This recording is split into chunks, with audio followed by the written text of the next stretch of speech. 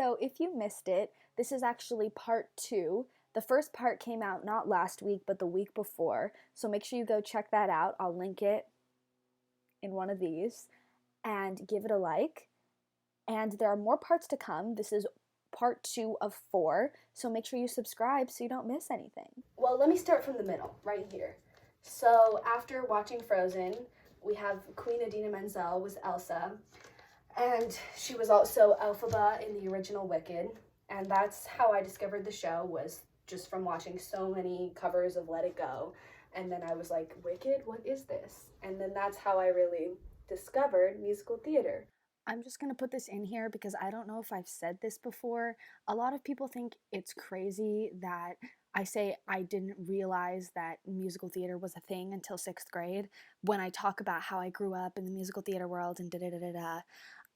But I didn't realize that it was like a career and that like people did it. I think like in the back of my mind, I knew that like people auditioned and they probably got paid, but it wasn't until I really started watching other musicals that I wasn't in that I realized like, oh wait, like this is a job. Anyways, so I put up this poster because Wicked was coming to town December 10th through February 1st. This was when I was in sixth grade. And I was absolutely obsessed with Wicked. Wicked was like my first like deep dive musical.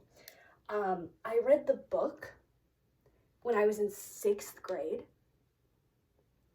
For anyone who's read the Wicked book, like not only is it extremely hard literature, but it's also like extremely inappropriate. I mean, not extremely. It's just like really out there for a sixth grader. And I was just like, but I loved the show so much, I wanted to see where it came from. So I read the book. So I put up this poster and I saved all the money for my entire family to go see the show. I got tickets that were like $100 each. We were on the front of the balcony, which was like great because we could see over, and like being the tiny sixth grader I was, I would not have been able to see if we were on the floor. And so it was great seats and it was amazing. So here's a playbill. And also, no, actually that's not true. That was not the first professional musical I'd seen, but it was at the Pantages, and that was my first show at the Pantages, so there's that. This is the playbill. I think this is Glinda who signed it. Honestly, no offense to Glinda. I didn't follow her, but I was just like, it's Glinda! Oh my gosh, sign my playbill! And then the funny thing was when we were walking out, we saw her like out of costume at a sushi bar, just like by herself, just like chilling, getting some sushi in between shows, and she was just like chilling, and I was like, the star, but I didn't want to say anything. But anyways, Stan. I'll keep going this way. This is a poster of Idina Menzel live at the Hollywood. When was this? None of these posters have their years on them, but yeah, I was just an Idina Menzel fan. I have this one, and I also have If Then. Honestly, this is 2015 to 2016. I genuinely doubt that she was the one who was touring. I still haven't even listened to the full soundtrack of If Then, but I just loved her so much. I was like, queen, queen, queen, queen, queen. So those are all those three. Oh yeah, and then also I watched a video about how they make the Defying Gravity scene work, which is like, it's not all lights. When she goes up on the platform, they also have like these big things of fabric that like fly out like this. No, just kidding, but a little bit. I did this drawing with the three fabrics because I was like, I know how it works now. The drawing obviously didn't turn out great, but it's still cute. And yeah, that was about how much I love Defying Gravity. I have funny stories about that, singing that song, but we're not going to get into it because there's already so much, and that's a little off tangent. Okay, so I thought I'd throw in just a short version of this story. Obviously, I filmed this whole thing at once, and it took a very long time, and so I was kind of speeding through it, and at that point I didn't know it was going to be in parts, but now that it is in parts, we have time for this story. Basically, like, long story short, there was this big company that was directed by the first director that I ever worked with, and she was like one of three directors that I had worked with by the time I was like 11. And she owned this private company, and it was like the big thing to audition and get in. And so the first time I auditioned with Let It Go, and I had a chord sheet, um, because we didn't find out about the auditions until like the night before, and so we didn't have time to search for music. And my dad was just like, "Oh, like just use a chord sheet," and that was the first time I'd run into those, and I was like, "That's so cool! It makes so much sense." We went to the audition, and the lady could not play. This director, she was a pianist and a director, and she could not play my piece. And so I was like, "Oh, like my dad's in the lobby. He actually like accompanied me when I was learning this song. Can I call him in and like have him play it so you can hear it?" And she was like, no." And so I couldn't sing, and so I got rejected. And they only had auditions once a year. So then I came back the next year, and I was going to sing Defying Gravity, and I had full sheet music and everything, and I was so ready. And this is like the sad part, was that my mom thought I would have a better chance if I dressed up. So she made me wear a witch hat to my audition, and it was mortifying. And even then I knew, like, this is not the vibe. Like, this is so bad.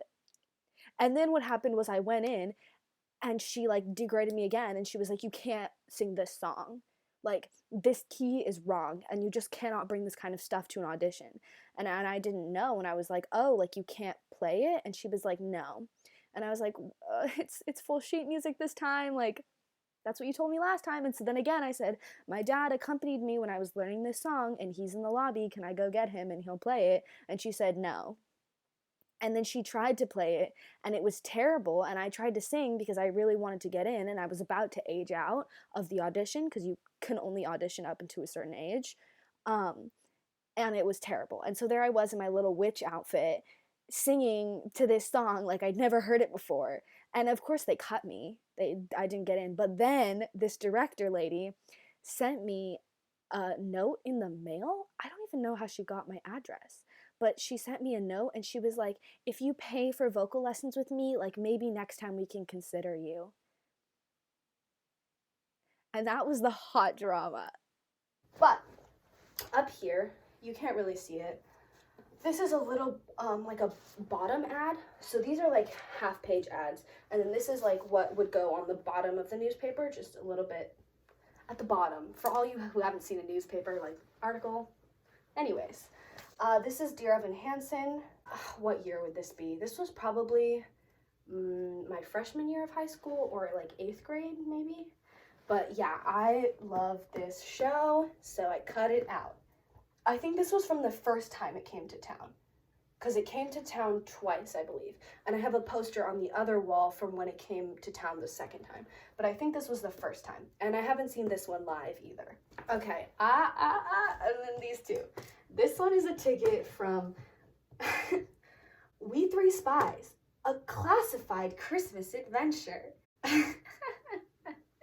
This was a play I did at my church.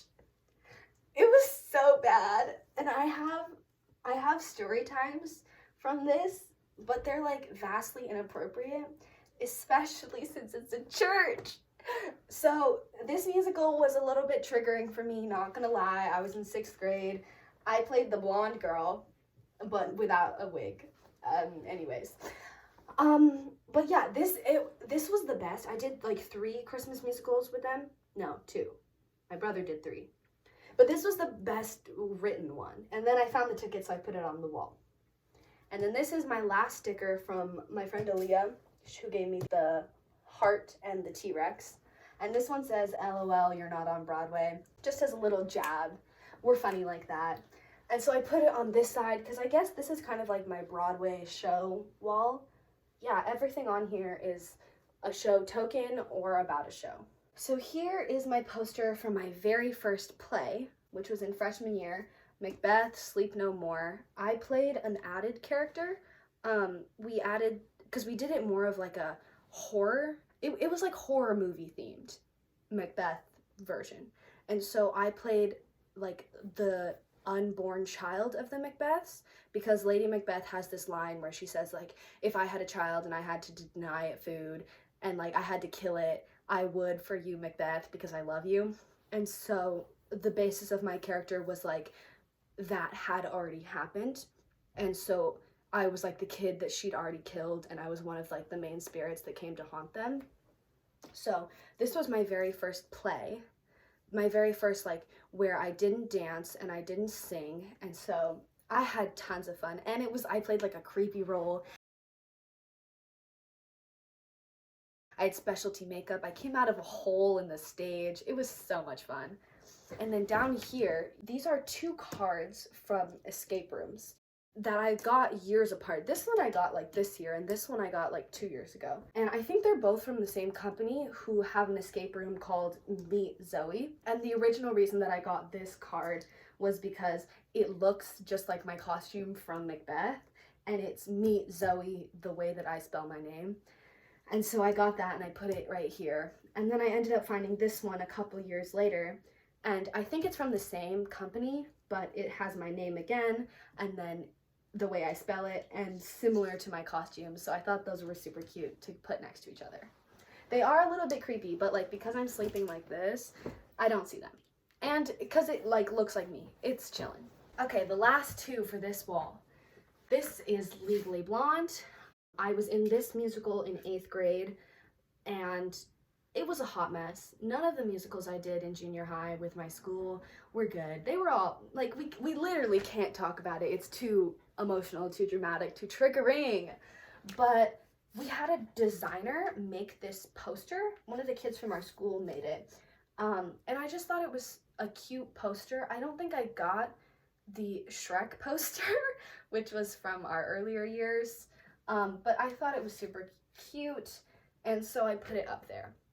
And Legally Blonde is actually like not that bad of a show. The environment I was in was terrible, but the show itself is not that bad.